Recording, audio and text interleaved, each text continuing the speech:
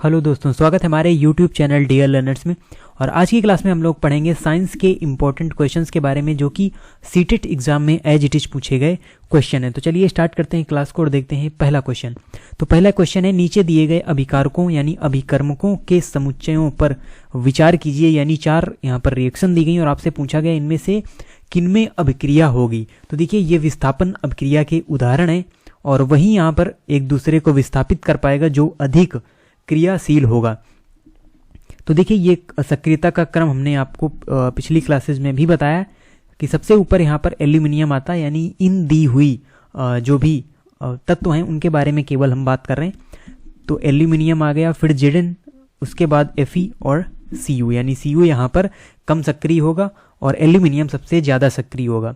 तो देखिए इस अभिक्रिया की अगर हम बात करें तो Al2SO4 से जेडन क्या Al को विस्थापित कर पाएगा? तो नहीं कर पाएगा, तो ये क्रिया नहीं होगी। फिर है Fe, तो देखिए Fe Al से नीचे है यानी एल्यूमिनियम से नीचे है, तो आयरन भी एल्यूमिनियम को विस्थापित नहीं कर पाएगा।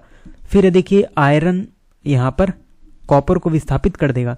तो हाँ, क्योंकि आयरन जो है वो कॉपर से ऊपर है इसलिए ये इसे विस्थापित कर देगा और ये अभिक्रिया होगी। उसके बाद देखिए ये जेडन यहाँ पर दिया हुआ है, तो क्या जेडन CuSO4 से Cu को विस्थापित करेगा? तो जेडन Cu से ऊपर है इसलिए ये भी इसे विस्थापित कर देगा, यानी यहाँ पर केवल C और D में ही अभिक्रिया होगी, बाकी में अभिक्रिया नहीं होगी। अगला क्वेश्चन है, तत्व X विद्युत का कुचालक है और ऑक्सीजन में जलकर एक गैस उत्पन्न करता है जो जल में घुलनशील है और यह विलयन नीले लिटमस पत्र को लाल कर देता है। तो तत्व X क्या है? तो देखिए यहाँ पर बात की जा रही है आपकी सल्फर की। तो यहाँ पर सल्फर की बात की जा रही है और यही है जो कुचालक भी है और साथ ही साथ एक गैस उत्पन्न करता है जो नीले लिटमस पेपर को लाल कर देता है। अगला क्वेश्चन है यहाँ पर, नाइट्रोजन चक्र के विभिन्न चरण निम्न दिए गए हैं और आपको बताना है, यानी इनका जो क्रम है क्या होता है।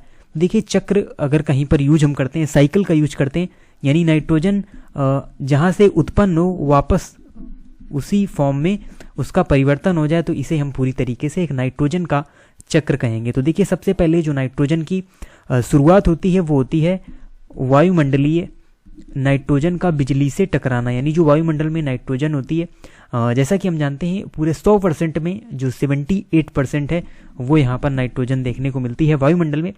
तो ये जब नाइट्रोजन बिजली से टकराती है, सबसे पहले इसका टकराना होता है और फिर गैसीय नाइट्रोजन यौगिकों का वर्षा द्वारा मृदा में आ जाना।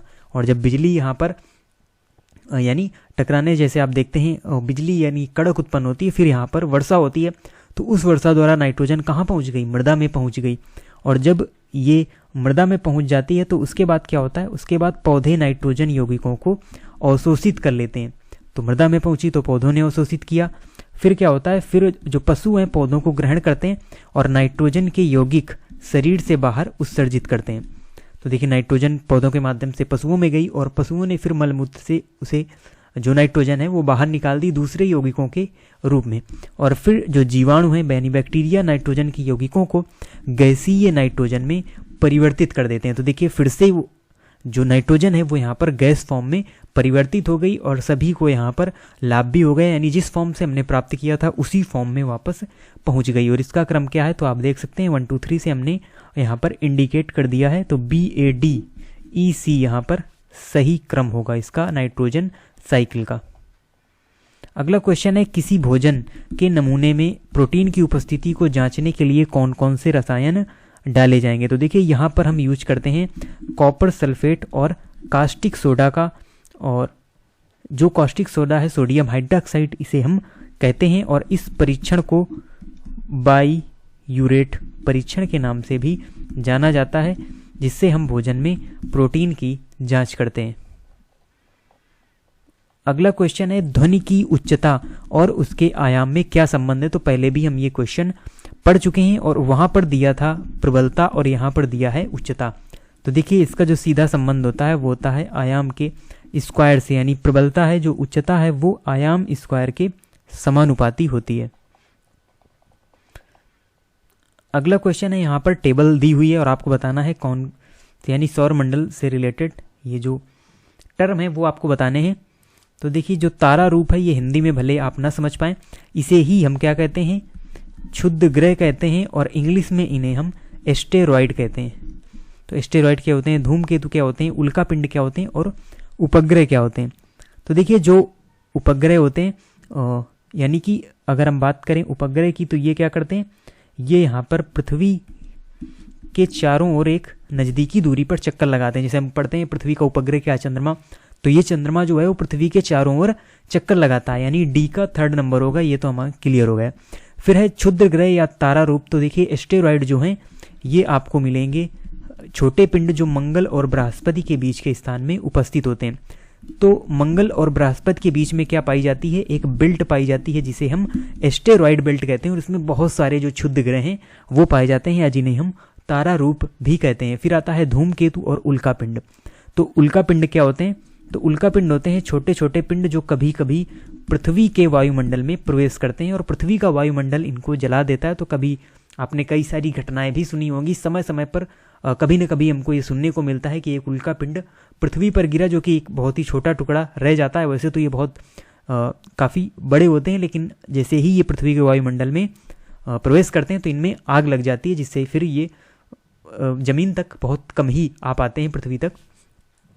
तो ये हो गए। और वे बचे हुए जो धूमकेतु हैं ये चमकदार शीर्ष और लंबी पूंछ वाले आकाशीय पिंड होते हैं। जैसे कि हम कहते हैं तारा टूटते हुए जिसे हम कहते हैं, वो हमारे क्या होते हैं, धूमकेतु होते हैं। और धूमकेतु को जो इंग्लिश में हम क्या कहते हैं, कॉमेट्स कहते हैं।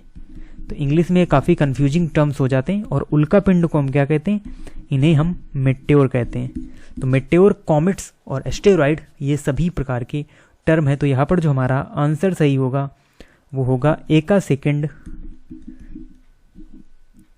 यहाँ पर जो सही आंसर होगा ए का सेकेंड, बी का 4 और सी का फर्स्ट, डी का 3rd।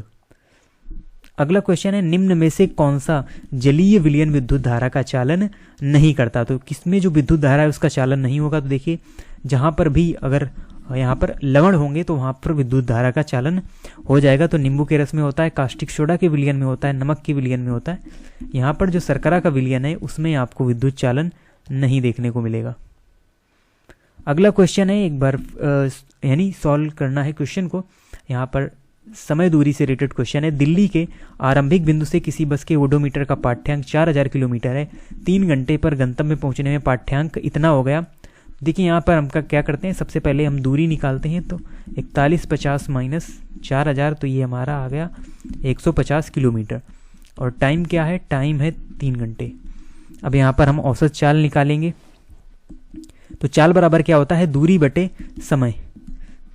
तो यानी जिसे हम यहाँ पर v से व्यक्त करते हैं, वही बराबर यहाँ पर होगा जो भी हमारी डिस्टेंस है या स्पीड, इसे हम कह सकते हैं स्पीड बराबर d/t होगा, यानी कि 150/3। तो ये आ गया 50 किलोमीटर प्रति घंटा। लेकिन ऐसा देखिए कोई ऑप्शन नहीं है, यहाँ पर जो ऑप्शन दिए हुए हैं वो मीटर प्रति सेकंड में दिए हुए हैं। तो आपको पता होगा इसमें हम गुणा करते हैं 5/18 का, और ये हमारा बन जाता है मीटर प्रति सेकंड में।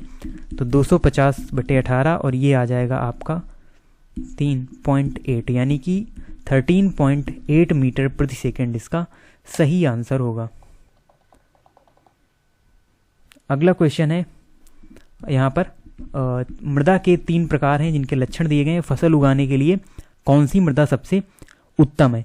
तो यहाँ पर बड़े कणों की अधिक संख्या और जल प्रतिधारक गुण निम्न होगा, तो ये हमारे लिए उपयोगी नहीं होगी। महीन कणों की कम संख्या और जल प्रतिधारक गुण उच्च है, तो ये हमारे लिए सही होगी। फिर बड़े तथा महीन कणों की लगभग एक समान संख्या और मध्यम प्रतिधारक गुण, तो ये भी सही होगी। यानी ऑप्शन जो सही होगा हमारा वो होगा बी और सी। अगला क्वेश्चन है यहाँ पर, और यहाँ पर भी टेबल और बेसिकली जीव दिए हुए हैं और उनके श्वसन के अंग कौन से होते हैं वो यहाँ पर दिए गए हैं। तो देखिए मछली में हमें सबको पता है, मछली में क्या होते हैं, क्लोम होते हैं जिनसे मछली सांस लेती है, और मेढक में फेफड़े पाए जाते हैं मनुष्य की तरीके। उसके अलावा जो केचुआ है वो अपना गीली त्वचा से श्वास लेता है, और तिलचट्टा में क्या पाई जाती है, श्वास नली पाई जाती है। तो ए का 4 और डी का फर्स्ट किसमें होगा, और बी का 3rd, सी का 2nd। तो पहला ही ऑप्शन है और यही हमारा सही है। क्योंकि आपने देखा होगा इंटरमीडिएट में हम बायोलॉजी के जो प्रैक्टिकल होते हैं उनमें यहाँ पर एक प्रयोग किया जाता है मेढक पर। तो इसलिए क्योंकि उसकी जो संरचना है अंदर की कहीं ना कहीं मनुष्यों से मिलती हुई यहाँ पर होती है। तो मेढक में फेफड़े पाए जाते हैं श्वसन के अंग के रूप में। अगला क्वेश्चन है, वनों के संदर्भ में निम्न में से कौन सा कथन सत्य नहीं है? तो वन मृदा के अपरदन को रोकते हैं, ये हमारी सही बात है। वन अपने आसपास के क्षेत्रों में अच्छी वर्षा कराने में सहायक है, ये भी बात सही है। वन जलवायु, जलचक्र और वायु की गुणवत्ता पर प्रभाव डालते हैं, ये भी बात हमारी सही है। एक वृक्ष में वृक्ष वनस्पति की सबसे ऊपरी सतह बनाते हैं, ये तो बात हमारी सही है, लेकिन झाड़ सबसे निचली सतह बनाते हैं, ये बात हमारी गलत है। यानी यही ऑप्शन हमारा सही होगा, जो कि वृक्षों के प्रति यानी वनों के लिए सही नहीं है। अगला क्वेश्चन है, ऊंटों को रेगिस्तान की परिस्थितियों में जीवित रहने के लिए कौन से अनुकूलन मदद करते हैं? तो देखिए, उनकी टांगें लंबी होती हैं, तो यही हमारा सही है, यही सही आंसर होगा, क्योंकि गर्मी से बचने के लिए उनकी जो ऊँटों की टांगें हैं वो यहाँ पर लंबी होती हैं। उसके अलावा अदर ऑप्शन भी देख लेते हैं, वे बहुत मूत्र त्याग करते हैं, तो ये बात सही नहीं है, क्योंकि वहाँ पर क्या होता है, जल की कमी होती है, तो जल ज़्यादा से ज़्यादा बचाना होगा। वो बहुत पसीना बहाते हैं, तो ये भी सही नहीं है। पसीना बहाएंगे तो कहीं ना कहीं जल निकलेगा, और जल की कमी ऑलरेडी ही वहाँ है।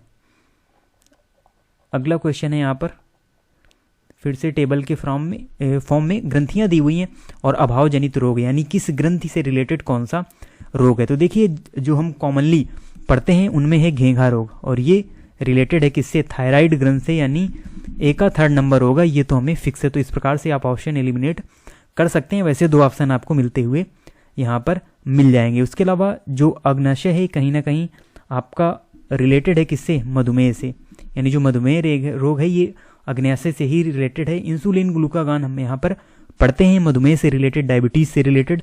तो यहाँ पर जो सही आंसर होगा, यानी ए का 3rd, बी का 1st जिसमें होगा, तो ये है आपका 3rd नंबर में। तो ए का 3rd, बी का 1st, और फिर सही आंसर होगा बाकी भी जो हमारे दिए हुए हैं। पीयूष ग्रंथि से जो अवरुद्ध वृद्धि होती है, उसके अलावा तनाव और क्रोध रिलेटेड हैं एड्रीनल ग्रंथि से। अगला क्वेश्चन है, यीस्ट के विषय में कौन सा कथन सत्य नहीं है? तो यीस्ट एक कोशिकी है, बिल्कुल सही बात है।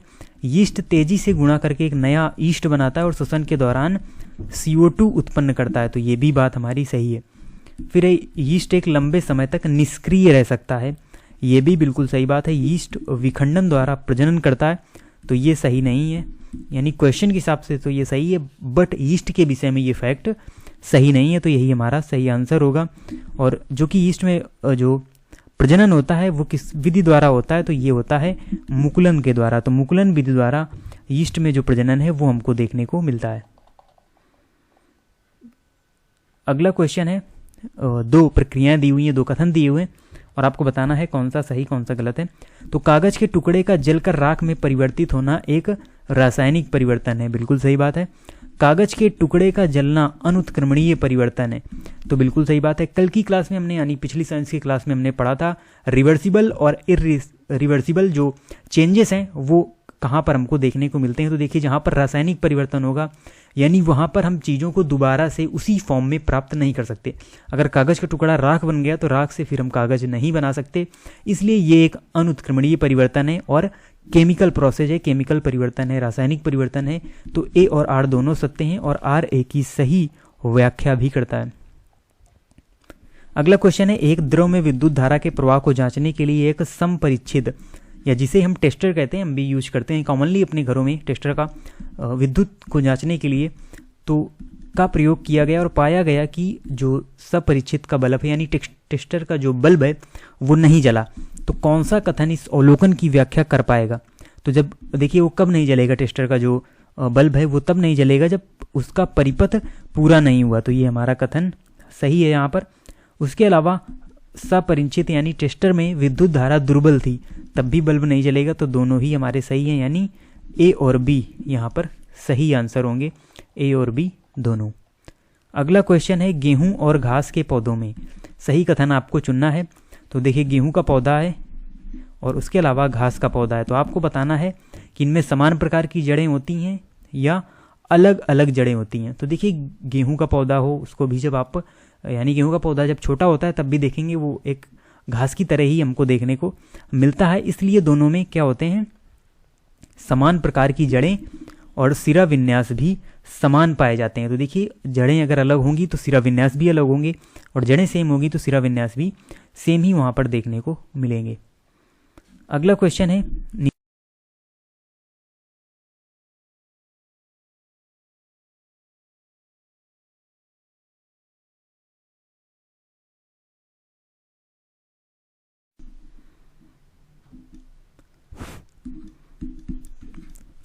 तो यहाँ पर आपको बताना है, नीचे एक तालिका दी गई है, ए बी और सी के गुणधर्म इसमें सूचीबद्ध किए गए हैं, और इन पदार्थों में किस पदार्थ का जो प्रयोग है आप घरेलू परिपथ में कम विद्युत रेटिंग वाले फ्यूज को बनाने के लिए करेंगे। तो देखिए यहाँ पर हम उसी का यूज करेंगे जिसका गलनांक कम होगा। हमको देखिए फ्यूज तार बनाना है, फ्यूज तार का उपयोग क्यों किया जाता है, यानी जो भी इंस्ट्रूमेंट उस परिपथ से जुड़े हुए हैं उनकी रक्षा करना।